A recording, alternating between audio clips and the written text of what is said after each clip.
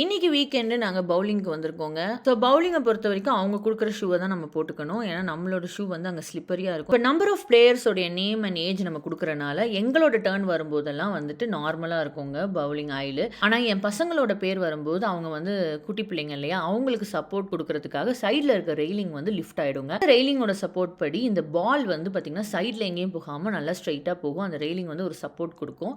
அது மட்டும் இல்லாம அவங்களுக்கு வந்து பால் போடுறதுக்கும் ஒரு அசிஸ்டட் இது வச்சிருப்பாங்க. ஏன்னா இந்த பால் வந்து செம்ம வெயிட்டு. நம்ம பெரியவங்க மாரி பிள்ளைங்களால போட முடியாது. அதனால அந்த அசிஸ்டட் இத வச்சு தான் அந்த பிள்ளைங்க வந்து போடும். அது மட்டும் இல்லாம அந்த பாலும் ஸ்ட்ரெய்ட்டா போய் அடிக்குங்க. இப்போ எனக்கு என்னன்னா, எனக்கும் அந்த ரெய்லிங் தேவைப்படுது. ஏன்னா என்னோட எல்லா பாலுமே சைட்ல தான் போகும். ஸோ இத போய் அவனுங்க கிட்ட கேட்கவும் முடியாது. ஏன்னா நமக்கு மான பிரச்சனை. என் குழந்தைங்களுக்கு மட்டும் ரெய்லிங் ஏத்துறியே, எங்களுக்கும் கொஞ்சம் ரெய்லிங் ஏத்துனீங்கன்னா நல்லா இருக்கும் அப்படின்னு நம்ம கேட்க முடியாது. So நம்மளோட விதி எல்லா பாலும் சைட்ல தான் போகுது. இந்த ரெய்லிங் இருக்கிறனாலயோ என்னவோ என் பையன் தாங்க ஃபர்ஸ்ட் ஸ்கோரு. நாங்கலாம் லாஸ்ட். அதுவும் நான் ரொம்ப லாஸ்ட்.